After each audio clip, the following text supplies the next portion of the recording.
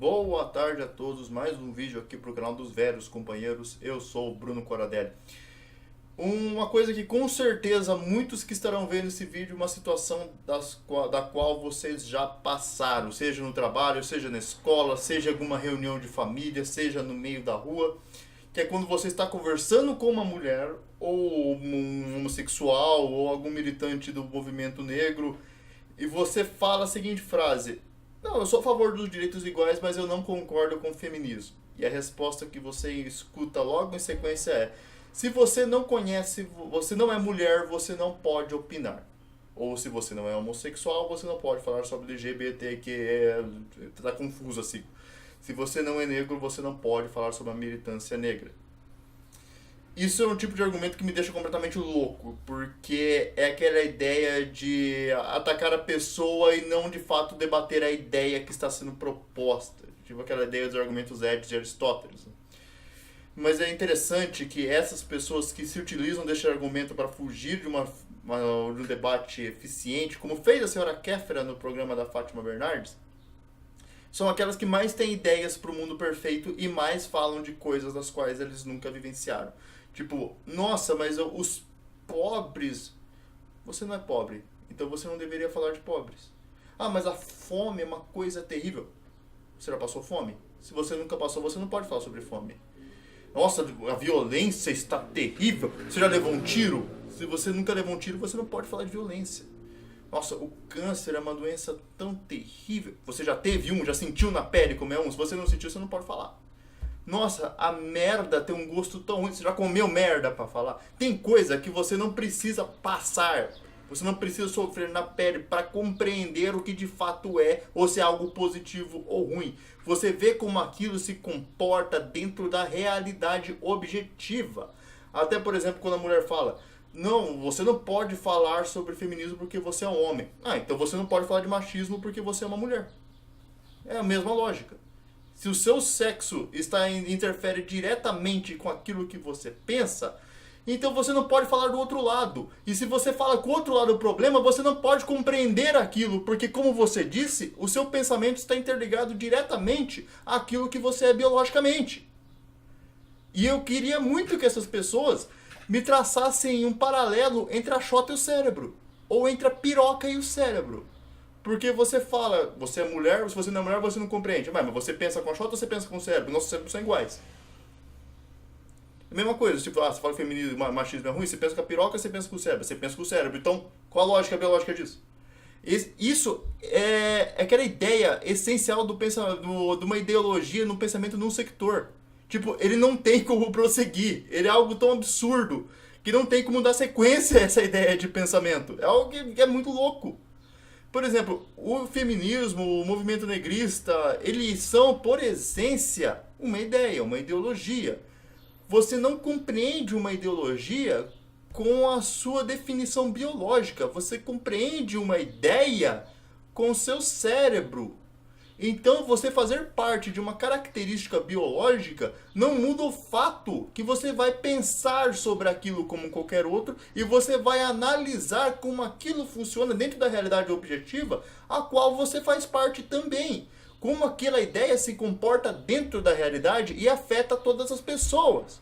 Isso é aquela ideia maluca que, por exemplo, o Kim Kataguiri, eu acho que ele fala em um vídeo do MBL. Ele falou tipo: os japoneses foram perseguidos aqui no Brasil durante a Segunda Guerra Mundial. Você faz uma lei maluca que ia ferrar todo mundo tem que ficar quieto, porque eu sou japonês e vocês não são, não poderiam negar. É aquela ideia de separar tudo em classes, tudo em grupos, mas vocês têm uma ideia de união e nessa ideia de união vocês separam todo mundo. É tipo exatamente o oposto uma coisa da outra.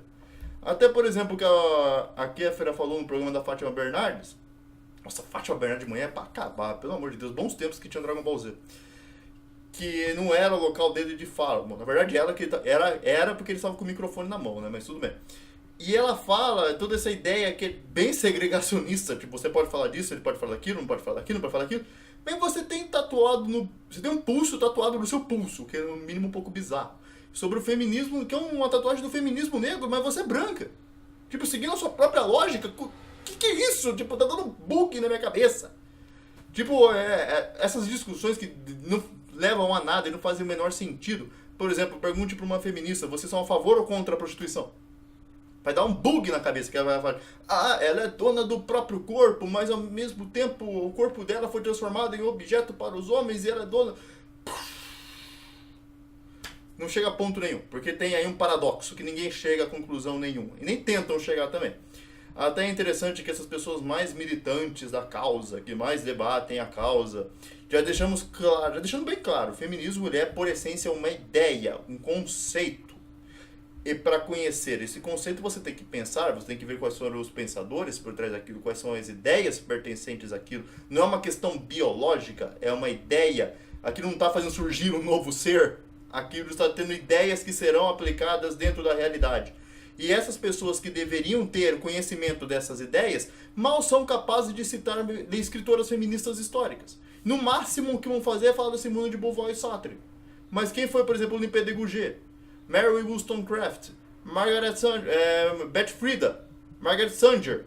Tipo, quem foram essas pessoas? Se é uma ideia, você tem que compreender essa ideia. De onde veio essa ideia? Quais são as propostas? Quais são as causas? Quais são os efeitos? Você tem um conhecimento prático sobre aquilo que está sendo proposto. E não viver num mundo de ursinhos carinhosos e você toma aquilo como uma identidade para o seu ser que lhe traga um propósito. O básico, por exemplo, quando você vai entrar em um grupo, qual a primeira coisa que você faz? Você pesquisa sobre aquele grupo, quais são as pessoas por aquele grupo, quais são as ideias por trás daquele grupo. E hoje as pessoas, nesse desespero de identidade, escutam um discurso, já acreditam no discurso e já tomam aquilo como parte do próprio ser, o que é uma doideira. Não é assim que funciona. Até mesmo os padrões de beleza hoje estão ficando meio loucos, as pessoas deixando cabelo multicolorido, peludos. O que está acontecendo com o mundo? É bem aquela ideia, tipo, não, você não pode falar de padrões estabelecidos de beleza. Então, mas a beleza, ela segue uma sequência de padrão. Ela segue uma norma.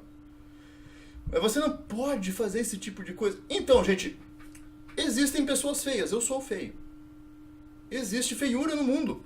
Existe. Mas hoje, as pessoas têm uma ideia exclusivista de que apenas a beleza importa. A beleza ela acaba sendo a única característica do indivíduo. Tanto para aquelas pessoas que querem ter, quanto querem consumir. A beleza ela é sim uma coisa muito importante. Admirar as pessoas que são belas é algo importante, mas ela não é algo de forma alguma exclusiva. As pessoas acham que hoje ser belo é basicamente tudo, e não é. A beleza ela é mais um parâmetro, mas ela não é unilateral, não é exclusivamente a beleza que importa.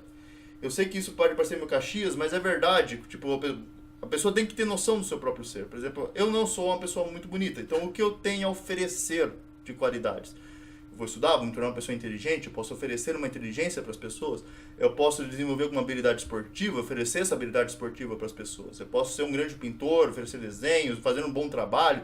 Todas as pessoas têm essas qualidades, suas características que servem para usar como forma de se apresentar. É que a beleza física era algo mais fácil de se ver e de se atrair, ela é mais fácil de se consumir e de se ver, está ali na sua frente. As habilidades físicas você tem que ver aquilo em prática. Então já não é algo tão simples e não consumível. Mas você não pode dizer que é tudo em função da beleza física. E você, tipo, então para as pessoas que não são belas, vamos destruir todo o padrão para que elas não se sintam ofendidas. Não! Se você não é belo fisicamente, você não tem esses atrativos físicos da sua aparência, ofereça outra coisa. Você não pode ser o que você quiser, você não vive no mundo dos ursinhos carinhosos. Tem coisas que nós não vamos conseguir, temos coisas que nós não vamos ser. Então, veja, conheça a si mesmo. Conheça aquilo que você pode fazer, aquilo que você pode demonstrar, aquilo que você pode apresentar, que você pode entregar. Tipo, eu sou feio, mas o que eu posso fazer para ter uma característica que eu sinta bem comigo? Que as outras pessoas que eu gosto se sintam bem comigo, a gente possa viver bem juntos. Por exemplo, eu já saí com algumas pessoas nos últimos anos que não eram as pessoas mais bonitas, mas todas elas tinham características que me agradavam muito. Seja a simpatia da pessoa, seja a alegria contagiante da pessoa, seja a inteligência daquela pessoa. Eu sei que uma pessoa que inclusive cantava muito bonito, ela tinha uma voz muito bela. E eu me senti atraído por aquilo. Não é só a beleza física que atrai as pessoas. A sua aparência não é a única forma de conquistar alguém. Você pode ir muito além disso. Então você querer destruir um padrão sem necessidade é loucura, porque isso é biologicamente impossível. E isso já é uma questão biológica, que nós nos atraímos por aquilo que nós vemos. Isso é uma característica nossa. E você querer destruir isso não vai mudar o fato de que nós continuamos nos atraindo. Se as pessoas não se atraem por aquilo que você é fisicamente, ofereça algo diferente. Algo que realmente vale a pena. Hoje, essas ideias, elas são defendidas com uma característica junta, ali, uma fusão de burrice e hipocrisia. Por exemplo, o que eu mais gosto de destacar é que os principais defensores dos pobres ganham uma fortuna para fazer isso e ficam cada vez mais ricos. E eles não poderiam se importar menos com os pobres, porque quanto desse dinheiro eles doaram para os pobres? Provavelmente nem um centavo. É isso que eu tinha para dizer para esse vídeo. Até a próxima e até mais. Tchau, tchau.